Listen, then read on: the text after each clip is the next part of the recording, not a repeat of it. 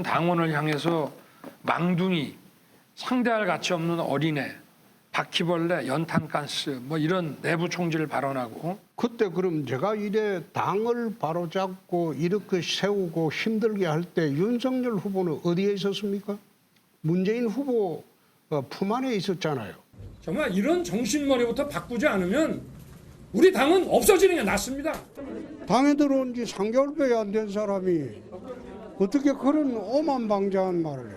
이거는 오만방자하기 이럴 데가 없지. 절대 파격 인사는 아니라고 생각합니다.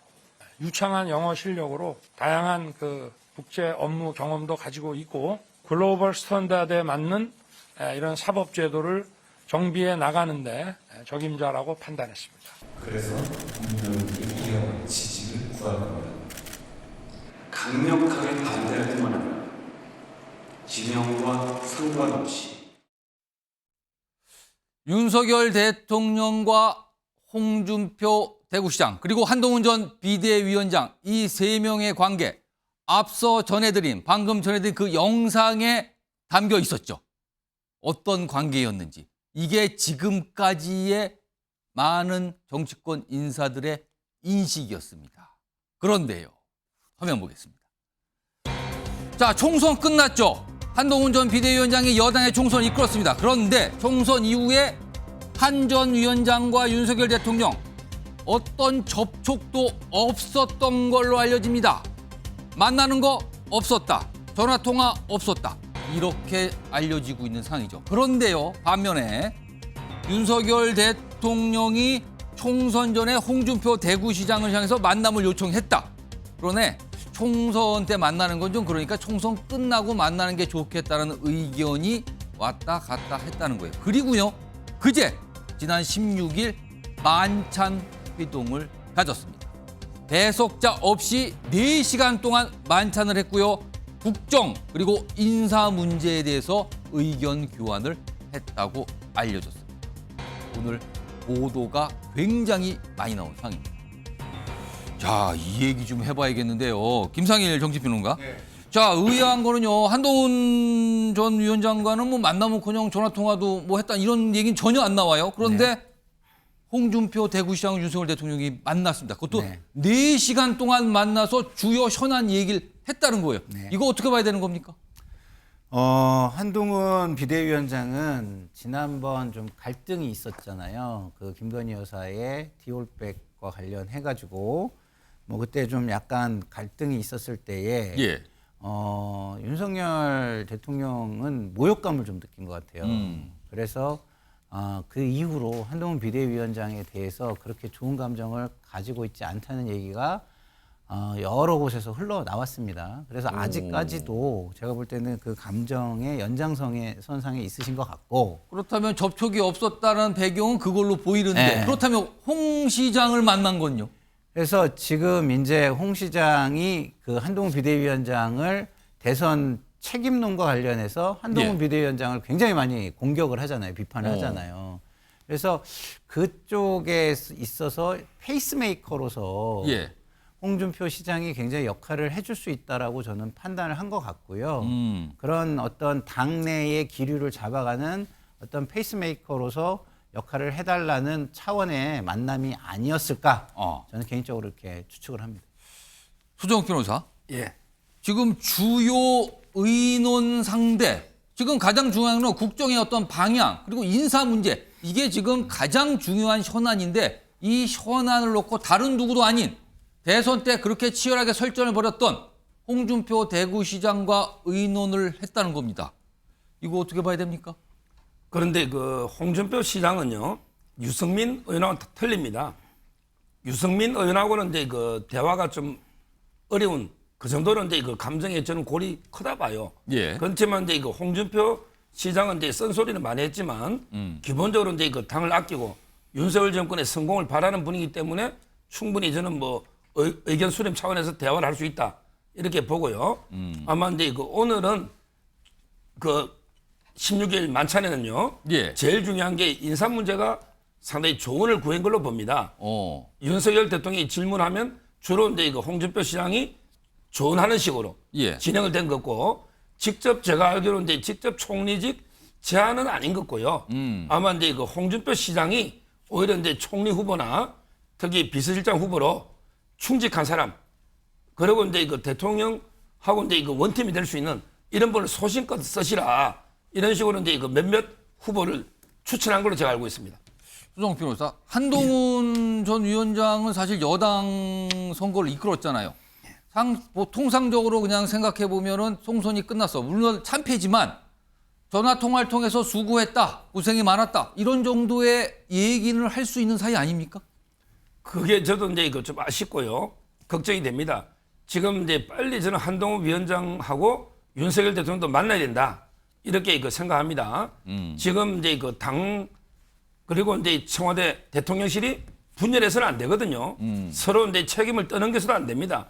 서로 각자 내가 부족한 거는 뭐였냐, 이걸 이제 그 겸허히 자기 성찰부터 하면서 조속한 시일 내에 그 한동훈 위원장과도 저는 만나서 수습 방안이나 향후 대책 의논하는 게 필요하다, 그렇게 있을 걸로 기대합니다. 자, 그제 윤석열 대통령과 홍준표 대구시장의 4시간 만찬 회동, 굉장히 긴 시간이거든요. 많은 얘기가 오갔을 걸로 추정이 되는데 특히 인사 문제에 관해서 뭔가 얘기가 됐다, 구체적인 내용들이 지금 나오고 있거든요. 화면으로 소개해드리겠습니다. 자, 보시면요, 그제 비공개 방송에서 우선 이게 언론 보도에 따라서 내용이 조금씩 조금씩 다른데 전체적으로 종합을 좀 했습니다. 여기 보시면 윤석열 대통령이 홍준표 대구시장에게 총리직을 제안했다. 그런데 홍 시장은 고사, 이건 어렵습니다, 고사의 뜻을 전달했다, 이런 보도가 또 있고요. 또 한 가지는 홍 시장이 총리에는 김한길, 비서실장에는 장제원 전 의원을 추천했다는 겁니다. 그리고 또 한 가지 뭐냐면요, 이건 어떤 국정 운영의 방향일 수도 있는데 지금 할 일은 총선 패배 전국을 인사청문회 전국으로 바꿔야 된다, 이런 조언도 했다고 알려지고 있습니다. 지금요. 특히요, 그러면은 맨 윗부분 총리직을 홍 시장에게 제안했다는 부분, 그리고 고사했다는 부분, 이와 관련해서요, 최근에 이준석 개혁신당 대표가 한 말이 있죠. 화면으로 소개해드리죠. 이게 좀 지난 11일이에요. 총선 직후죠. 지금 정권에 대해서 젊은층이 관심을 가지려면 화끈하게 시원하다는 평가받는 홍준표를 총리로 모시는 것이 어떤가? 이런 얘기가 있는 상태에서 윤석열 대통령이 홍 시장에게 총리직을 제안했고 고사했다, 이런 내용까지 지금 보도가 되면서 나와 있는 겁니다. 윤경호 소장님, 윤석열 대통령이 홍준표 대구시장에게 총리직을 제안했다, 이거는 어떤 맥락으로 좀 봐야 되는 겁니까? 글쎄, 그 사실 여부부터 먼저 규명이 돼야 될 것 같은데, 홍 시장과 윤 대통령의 만남의 배경 설명 중에 총선 전에 이미 만나자는 요청이 있었다, 이게 있잖아요. 예. 근데 이제 홍 시장 쪽에서 총선 후에 만나는 게 좋을 것 같다라고 응답을 해서 만남이 16일에 이루어졌다, 지금 이렇게 알려져 있는 그겁니다. 그걸 존중하자면, 예. 그러자면 총리직 제안을 염두에 두고 만난 건 아닌 것 같다. 저는 역으로 처음에는요, 이 총리직 제안이라는 게 튀어나왔을 때는 그러면 윤 대통령이 지금 총리를 염두에 두고 있는 다른 후보들도 이렇게 개별적으로 만나고 있나. 최소한 대통령이 정말로 진의를 가지고 당신 나하고 좀 일합시다, 저를 좀 도와주세요 라는 얘기를 하는 그런 취지라면 무게를 갖고 있는 다른 총리 후보들과도 이렇게 개별적으로 만나서 이 총선 이후에 이 상황을 어떻게 헤쳐나가야 되는지 조언을 듣고, 예. 그리고 총리를 좀 맡아달라, 이렇게 제안을 하는 게 그게 정치 아니에요? 좀 근데 왜 하필 홍 시장만 만날까? 그런 점에서는 총리직 제안을 위한 목적은 아닌 것 같다. 그러면 이제 그걸 제끼고 나면 그럼 왜 하필 홍 시장만 선택이 됐을까? 그렇습니다. 그게 지금 많은 정치권 인사들이 궁금해하는 점이에요. 그렇죠. 그리고 설사 대구시장 선출직이잖아요. 예. 근데 총리를 제안한다? 총리가 물론 급한 자리 비어 있어요. 전국에 지금 뭐 모든 걸 다 맡아서 헤쳐나가야 되는 예. 역할이라고 전제를 하는 상황에서라면 대구시장 보궐선거 감수하고라도 그러네. 해야 되나요? 떠나야 되는 상황이네요. 그러나 그건 아니죠. 그거는 대구 지역 유권자들에 대해서도 그건 제가 보기엔 결례이고 국정이 그렇게 이 돌 빼가지고 이 돌 막는데 저 정도는 대구시의 보궐선거 정도는 예. 몇백억 비용이 들더라도 그냥 감수하는 게 맞다. 좀 그렇게 국정을 운영하는 건 안 맞다고 봅니다. 그런 점에서 홍 시장이 혹시 거절을 고사를 했다면 홍 시장은 그래도 조금이라도 하나라도 생각이 있는 분이다.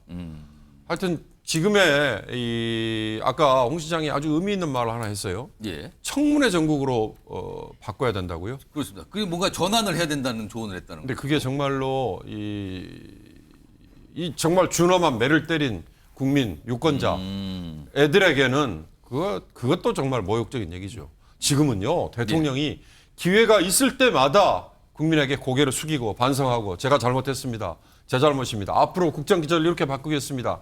그렇게 얘기하는 게 필요한 거지. 지금 며칠 지났다고 해서 이제부터는 인사 전국으로 청문회 전국으로 가자고요? 그거는 꼼수 정치입니다. 김수환 평론가께서 네. 잠깐 뭐 첨언을 좀 하시겠다고 요청하셨어요. 짧게 말씀하세요. 제가 드리고 싶은 게 아까 제가 페이스메이커로 예. 홍 시장을 저는 만났을 거다고 얘기를 했잖아요. 두 가지예요. 아까도 얘기했지만 짧게 정리하면 대선 책임론이 예. 대통령에게 많이 지금 몰리고 있잖아요. 그렇습니다.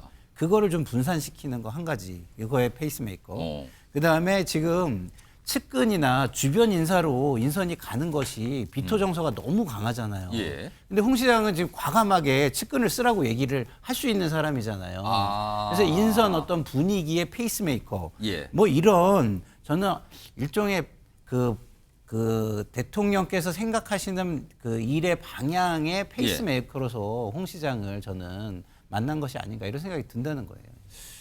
자, 이진우 전 여의도연구원 기획위원 나와 계신데요. 일단 홍준표 시장이 윤석열 대통령에게 뭐 조언, 뭐 재연일 수도 있어요. 했다는 내용 중에 또 다른 내용은 국무총리에는 김한길 국민통합위원장을 그리고 대통령 비서실장에는 장제원 의원을 추천했다는 겁니다. 이 추천 어떻게 평가하십니까? 저는 이제 홍준표 시장이 두 가지 카드를 여기서 보여줬다 생각을 해요. 하나는 이제 김한길 총리 추천에 대해서는 수습용 카드가 아닌가 생각합니다. 김한길 이제 총리 후보자는 아니지만 김한길 추천에 대해서는 지금 이분이 민주당에서 뿌리가 오래되신 분이거든요. 예. 아버님까지 올라가면은 이승만 정권에서부터 사회주의 운동도 하셨던 분이시고 민주당에서 쭉 활동해 오셨고 그리고 최근까지도 그때 저기 문화부 장관까지 하셨던 분이죠. 예. 그러다가 지금 윤석열 정부를 이제 탄생을 지지해서 도와주셨던 분이고 실제로 대통령으로 출마하는데 많은 실질적인 조언을 많이 하셨던 분입니다. 예. 그래서 이런 분을 내게 되면은 적어도 지금 다른 장관들은 그 국회 의결을 거치지 않는데 국무총리는 국회 의결을 거쳐야 됩니다. 동의를 받아야 됩니다. 그렇죠. 동의를 받아야 되죠. 구체적으로는 야당의 동의가 없으면 안 되는 겁니다, 지금. 그렇죠. 압도적으로 많은 야당의 예. 의석수에서 동의를 받기 위해서는 김한길 카드가 현실적으로 필요하다. 예, 뿌리가 국회 깊은. 통과를 위해서라도. 그렇죠. 네.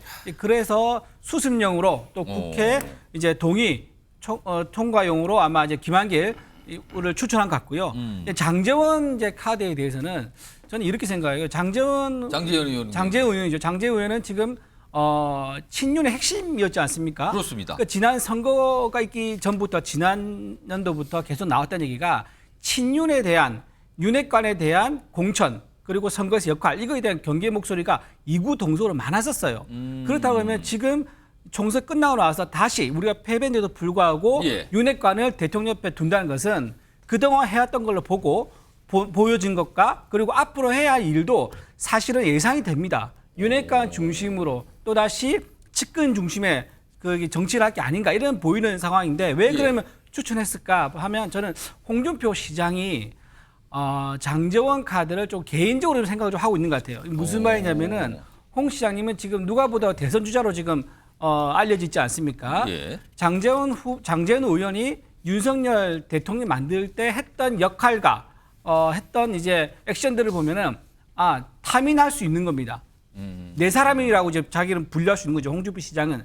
그래서 내 사람을 이때 좀 챙겨주고 나서 대선 카드에서 과거 내가 그렇죠. 홍준표 시장이 대표 시절 이걸 말씀하시는 건가요? 그렇죠. 예. 근데 왜냐하면 지금 장 의원은 지금 이제 국회의원 아니지 않습니까? 예. 한 달 뒤면은 그러면 역할을 누군가는 좀 챙기면 좋겠는데 예. 본인이 챙겨줘서 그 몫으로 그 빚으로 본인 대선에 준비할 때 좋은 카드로 쓸 수 있다. 근데 이런 지금 두 생각을 인물 같아요. 김한길, 장지원 두 정치인이 추천된 건데 네. 사실 현 정부 입장에서 새로운 인물입니까? 이 두 분이? 새로운 인물이라고 보기 어렵죠. 예, 예. 한 분은 이제 워낙 정치를 오래 하신 분이셔가지고 여야를 떠나서 오래되신 예. 이제 분이시고 한 분은 이제 우리 국민의힘에 있으면서 보수당에서 아주 파이터로 많이 활동하셨던 분이기 때문에 둘 다 신선한 이미지는 사실 없습니다. 예. 없지만 지금 당장 이 이제 총선 패배를 수습하고 다시 또 대선을 생각해야 되는 홍준표 입장에서는 예. 아마 적절하게 수습용과 이제 개인적인 어떤 플랜을 섞어서 카드를 제시하지 않았을까 그런 생각이 듭니다. 사실 총선 여당의 총선 패배 후에 당장 나온 것이 국무총리의 사의 표명 그리고 대통령실 비서실장 이하 주요 참모들의 사의 표명이었어요. 그리고 나선 인선이 이루어질 거다 그랬습니다. 정치권에서 처음에 예상하기로는 지난 주말쯤이면 뭔가 나올 거다. 그러나 지금 주말을 넘겨서 이번 주가 다 지나가고 있습니다. 이번 주도 그냥 이대로 어떤 구체적 인선 발표 없이 가는 건지 아니면 뭔가 주말쯤에는 나오는 건지 아직은 모릅니다만 시간이 계속 걸리고 있는 상황입니다. 자, 이런 가운데요. 지금 윤석열 대통령이 그제 홍준표 대구시장과 4시간 동안 만찬을 갖다 이 얘기 지금 해보고 있는데요. 이번에는 홍준표 대구시장 쪽으로 좀 이 주제를 좀 좁혀보겠습니다. 그동안 한동훈 전 비대위원장의 엄청난 비판을 연일 쏟아냈어요. 거의 초짜가 선거를 말아먹었다. 이 취지의 얘기를 반복해서 하고 있거든요. 그리고 과거에 보면은요. 대통령실 참모들에서 비판한 적도 있습니다. 그 목소리 좀 들어보겠습니다. 윤석열 정권이 대부분 정치를 잘 모르는 사람들이 대통령실이 있어요. 네. 그렇지 않습니까? 그걸 민주당에서 좀 도와주셔야지 나라가 안정이 됩니다. 한동훈 비대위원장에 대해서는 내가 일체 말 안 하기로 자질구레하게 연탄하고 셀카 찍고 이런 거는 내가 이야기 안 하기로 했어요. 말 안 듣고 비껴나가니까 예. 임명권자가 화가 좀 나겠죠. 예. 그게 무슨 충돌입니까? 일방적인 상황인데 그러니까 그건 충돌이라고 할 수도 없죠. 반기를 강하게 들 수 있는 배짱이나 있어요. 나는 그런 생각 초도 안 해요. 대통령이 지금 앉아서 임기가 2년도 안 지났는데 그러니까요. 그게 자기 조사한다는 게 그게 상식적으로 말이 됩니까? 화면 보겠습니다. 최근에 홍준표 대구시장이 윤석열 대통령과 한동훈 전 위원장을 대하는 어떤 글과 발언 이게 좀 달라요. 일단 윤석열 대통령 총선과 관련해서입니다. 윤석열 대통령을 향해서는 윤석열 대통령 그래도 대선 이기고 지선도 이겼다. 지금 총선 결과를 윤석열 대통령에게 책임 돌리면 곤란한 거 아닙니까? 이거 이렇게 약간 뭔가 두둔하는 듯한. 반면에요. 한동훈 전 위원장을 향해서는 황태자가 주군에 대들다. 폐쇄자가 됐다. 주군에 대든 황태자 이제 폐쇄자. 당이 다시 받을 공간이 있겠나? 그래서 최근에는 당에 얼씬거리지 말라 이런 얘기까지 했잖아요. 확실히 다릅니다 지금. 이준우 전 위원. 이제는 이른바 윤심이 홍심과 같은 겁니까? 이거 어떻게 봐야 되는 겁니까 지금? 적어도 주파수를 맞추고 있다 이렇게 이제 그러니까 볼 수 홍준표 있습니다. 대구시장이 윤석열 대통령을 통해서 주파수를 맞추고 있다 지금. 그렇죠. 예, 그렇게 봐야 되죠. 지금 사실 이 책임의 문제는요. 여론에서 보면은 한동훈 책임과 윤 대통령의 책임이 비슷하게 나왔었어요.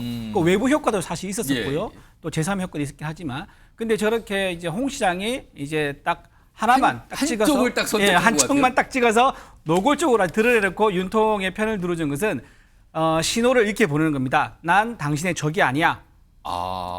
적어도 난 당신 편이다라는 신호보다는 적어도 난 지금 당신의 적은 아니야. 그 적이 아니란 신호를 보내는 이유는 뭘 보면서 그러는 거예요, 그럼?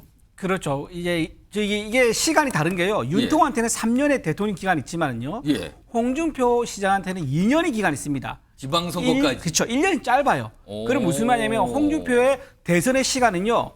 2년밖에 안 남은 거예요. 2년이 지나면 대선 쪽으로 가야 된다. 가야 되죠. 예. 그러니까 좀 시간을 좀 당겨서 준비를 해야 되는 상황이다 보니까 총선 패배가 끝나자마자 대통령한테 좀 힘을 실어주는 이제 이런 메시지를 현실적으로 좀 본인이 판단해서 던지는 게 아닌가. 그러면 한동훈 전 위원장과 가깝게 지내봐야 이건 소용이 없다 이겁니까? 그 반대로 돌려보면은? 적어도 1년 이상은 한동훈 위원장이 돌아가기 힘들 거다, 물리적으로. 그리고 자기가 본인이 대선 주자로 치고 나간다 그러면 한동훈 위원장이 돌아왔을 때 나는 누를 수 있는 힘이 있을 거다. 이제 이런 계산을 하고 있는 게 아닌가 이런 생각이 듭니다. 김상일 평론가? 네. 굳이 따지자면 과거에 아까 방송이 시작할 때 나온 그 영상도 그렇지만 윤석열 대통령과 홍준표 대장은 아무리 봐도 그렇게 친한 사이는 아니었던 거 아닙니까? 그렇죠. 네. 서로 지금 아주- 최근의 모습은 어떻게 봐야 되는 겁니까? 그러니까 저는 기본적으로 서로 가려운 데를 좀 긁어주는 그런 역할을 할 수 있다라고 지금 보는 것 같아요. 근데 지금 홍준표 시장의 그 사리 사욕이 너무 과하다. 사리사욕이라고 지금 보시는 저는 이렇게 생각하는 게 일단은 차기 대권 욕심 때문에 한동훈 비대위원장을 저렇게 공격을 하고 그다음에 그 지금 대권이라는 그렇죠. 어떤 바라보는 대권 지점이 욕심 있기 때문에 때문에 그렇다는 거예요. 대권 욕심 때문에 그리고 현재의 살아있는 권력인 대통령을 자기 편으로 그리고 그 일부 어쨌든 지지층이 꽤 있으니까 예. 그 지지층을 본인이 좀 이렇게 가져오려고 하는 욕심이 있는 것 같은데요. 문제는 뭐냐? 이런 홍 시장의 메시지가요. 총선 민의를 완전히 무시하는 것들이라는 거예요. 좀 아까 김한길, 장제원 추천했다고 했잖아요. 예. 이 두 분요. 지금 비토 정서가 너무 강하고 국민들은 저렇게 하면 아니 총선 민의를 따라서 좀 변화하고 변화의 어떤 모습을 보여주고 협치를 하겠다는 어떤 예. 의지를 보여주고 그다음에 국민 통합으로 나가는 대통령의 모습을 보여달라 이런 건데 그런 거 다 안 하겠다는 거예요. 김한길 위원장이요. 민주당 입장에서는 상의가 안 돼서 그냥 추천이 되면 변절자일 뿐인 거예요. 민주당 쪽에서 보면. 그거 통과시켜 주겠습니까? 안 통과시켜 주죠. 사전에 그러니까 이해와 동의가 구해져야 되는 거죠. 그리고 장제원 의원이요. 아니 저는 뭐 개인적으로 그 진영 안에 있다면 높게 평가할 거예요. 홀로 희생했잖아요. 다른 사람들 희생 사실은 안 할 때. 불출마 선언을 그렇죠. 먼저 했죠. 그래서 제가 보수 진영이면 높게 평가를 할 텐데 예. 그렇지 않은 입장에서 보면 또 같은 편을 쓰는구나. 그러면은 총선 민의는 도대체 예. 뭔가 그냥 무시하고 그냥 가겠다는 거 아닌가 이렇게 보여지기 너무 좋은 인사라는 지점을 지적하지 않을 수 없는 제가 겁니다. 아까 말씀을 처음에 하실 때 윤석열 대통령과 홍준표 대구시장의 가려운 곳을 서로 긁어주고 있다는데 가려운 곳이 뭔지 딱딱 단어 하나로 설명하시면 뭐가 있습니까?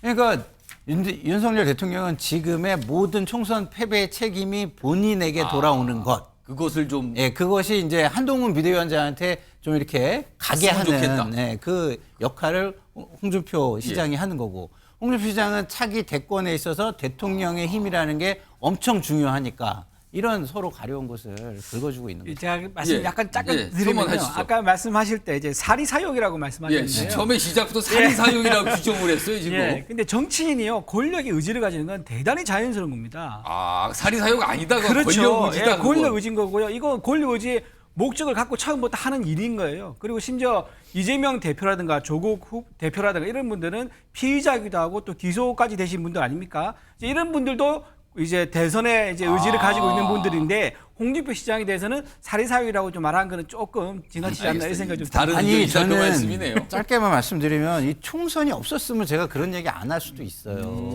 근데 지금 모든 그 보수 진영의 정치인들은 지금 이 총선 민의를 받들어야 된다고 저는 보기 때문에 이런 말씀을 드리는 거예요. 그거 전혀 반하는 이야기를 지금 하고 계시잖아요. 아 이게 권력 의지냐 살인사욕이냐 요거 좀 합의가 안 되시겠네요 두 분. 알겠습니다.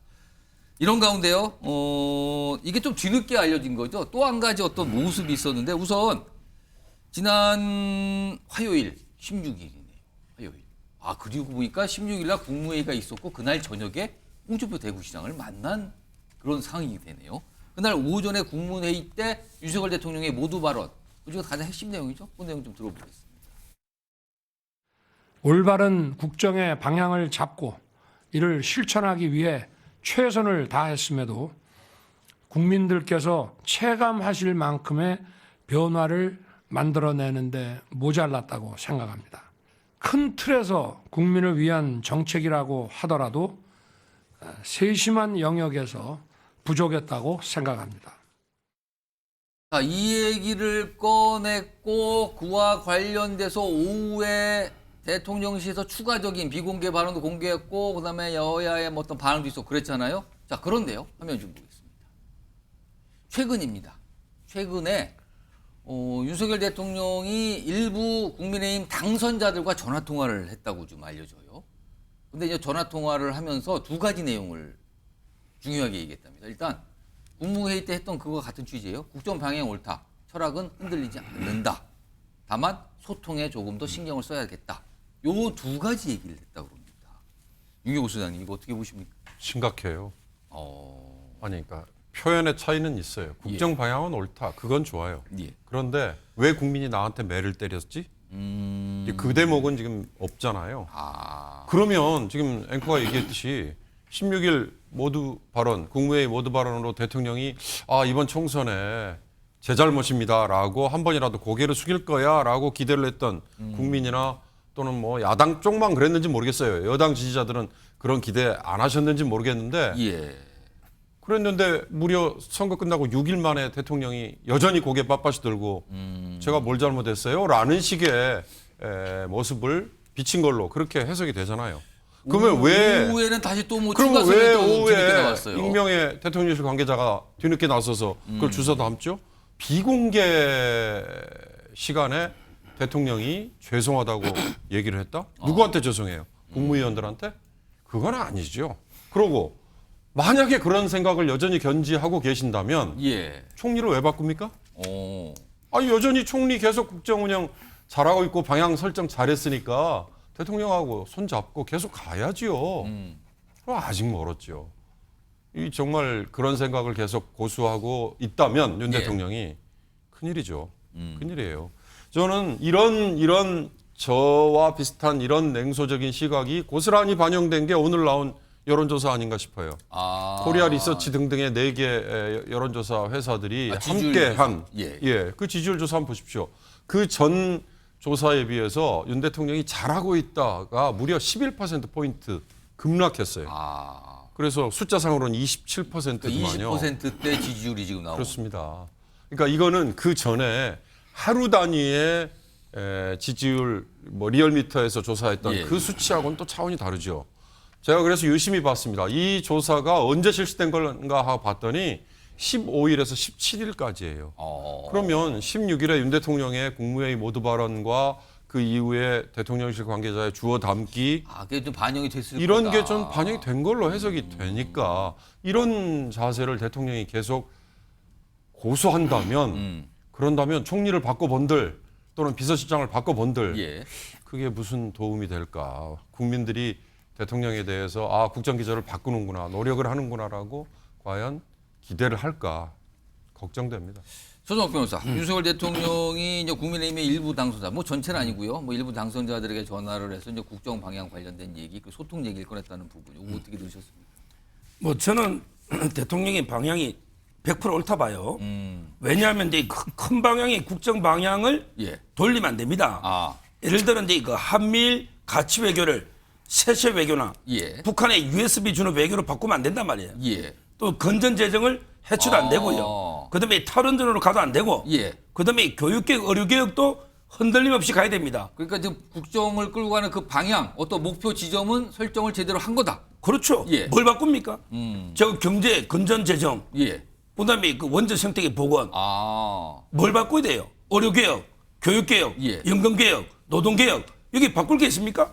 큰 방향이 뭐가 틀립니까? 예. 다만 이제 그걸 집행하다 보면 의료개혁 하다 보면 의사들이 반대하잖아요. 예. 이해가 돼요. 그러면 좀 더 대화하고 소통하고 경청하는 이거는 이제 필요한데. 그런 부분에 약간 아쉬움은 있었다. 그렇죠. 그게 대통령 말씀하고 제 말이 일치하는 거 아닙니까? 그 소통 얘기를 강조한 건 그런 취지일 거다. 예. 저는 그게 맞고요. 여기서 완전히 뭐 개혁을 다 백지화시켜버리면 그럼 이게 나라가 어떻게 되겠습니까? 그럼 의료개혁 백지화할까요? 그냥 늘리지 말고 우리 30년처럼 그래 둘까요?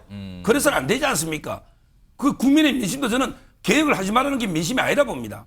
따라서 대통령이 더 흔들리면 안 되는 거예요. 저는 국민만 바라보고 국민과 소통하면서 흔들림 없이 개혁을 더 2년 전보다 더 계획을 확실하게 추진해야 된다. 이렇게 저는 평가합니다.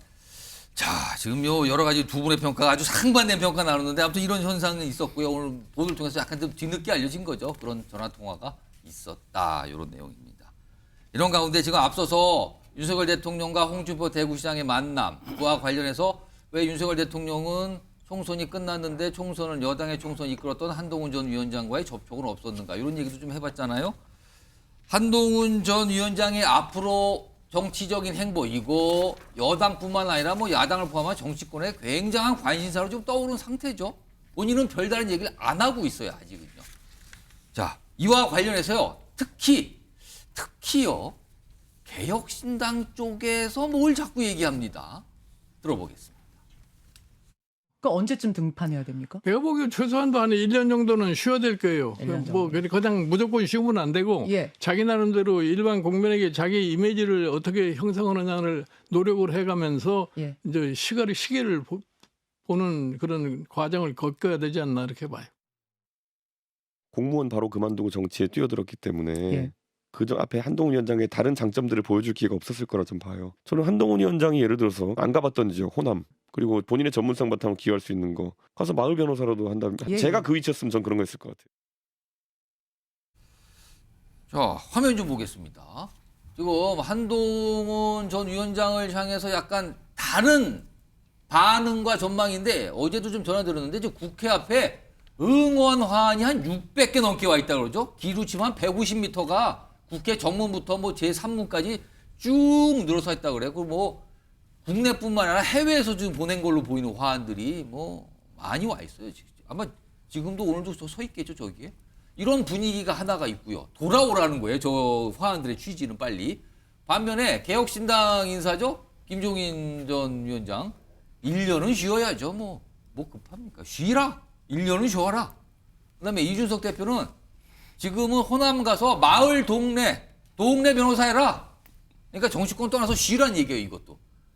변호사 자격증이 있으니까 가서 변호사 활동해서 봉사 활동하고 쉬라는 거예요, 지금. 취지는 그렇습니다, 지금.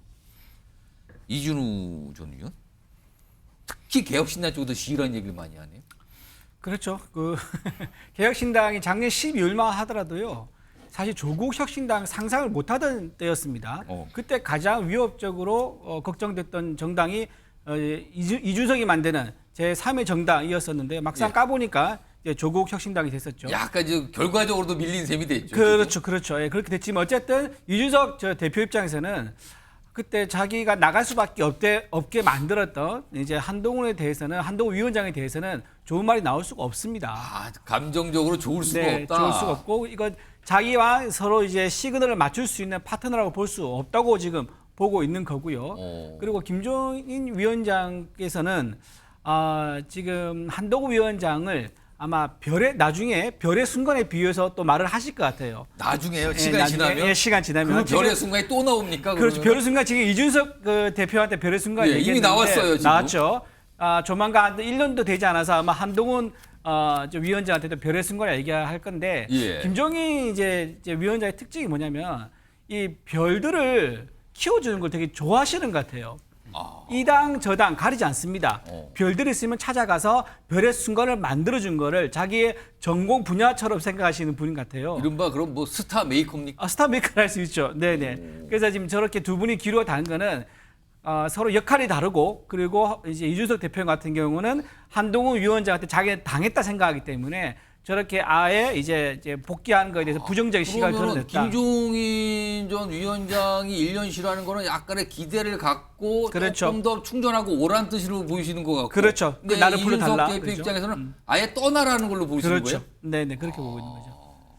이런 가운데 최근에 한동훈 전 위원장과 대화를 나눴고 어떤 얘기를 들었다라고 하신 분이 있어요. 들어보겠습니다.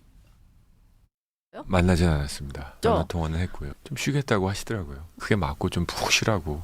어떤 구상을 같이 논의하시지? 영업 비밀입니다. 그래서 저는 충분한 충전의 시간을 가져라 조언을 드리고 싶고요. 우리 국민의힘도 한동훈이란 소중한 정치적 자산을 다시 사용하고 싶다면 충전할 시간을 주자. 김상일 평론가? 네. 지금 뭐 조정훈 당선인에 따르면 쉬고 싶다라고 얘기했다는 거예요. 전화 통화에서 쉬고 싶다. 근데 지금 앞서 저희가 전해드렸습니다. 윤석열 대통령과 홍준표 대구시장의 만찬회동 보도, 한동훈 위원장도 분명히 이런 거 다 알고 있을 거란 말이에요. 한동훈 전 위원장 앞으로 어떤 선택을 할까요? 저는 쉴 거라고 생각합니다. 쉰다. 네, 왜냐하면 좀 전에 우리 이준호 의원님은 뭐 굉장히 이준석 대표의 이야기를 부정적으로 해석하셨는데 감정이 섞인 거 아니냐 네, 거기. 저는 그렇게 생각하지 않아요. 굉장히 애정 어린 조언을 해줬다. 저는 이렇게 생각합니다. 애정이 있다. 네. 왜냐하면 저도 이 정치권에서 오랜 동안 정치를 바라보고 있으면 이런 겁니다. 그 정치인은 민심의 바다에 떠 있는 배와 같다고 저는 생각을 해요. 근데 지금 굉장히 그 바다가 사납습니다. 근데 오만하게 뭐 지지자들이 좀 그 응원해 준다고 그 바다에 험한 바다에 가면 그 예. 배는요 뒤집어질 가능성이 굉장히 많아요. 오. 그런데 그 저는 이제 부활의 정치라고 표현을 하는데 예. 그렇지 않고 민심의 어떤 그걸 순응을 하고 예. 민심의 바다에 본인을 던지면 그 때가 됐을 때 민심의 바다에서 그 배를 띄워 올려줍니다. 이게 저는 부활의 정치라고 보는데 기다려야 된다는 겁니까? 민심이 불러주고 그 배를 띄워줄 때까지 기다려주면 지도자가 됩니다. 그렇다면 그 의미는 지금 쉬어라고 말씀하셨죠. 네. 쉬어야 된다. 그럼 그 쉬는 기간도 본인이 설정할 수 없다는 뜻입니까? 그렇죠. 저는 근데 그 기간이 길지는 않을 것이다라고 봐요. 어떤 지점? 왜냐하면 지금 보수 진영에요 대중성을 갖춘 지도자가 없습니다. 근데 지도자는요 대중성이라는 게 엄청 중요해요.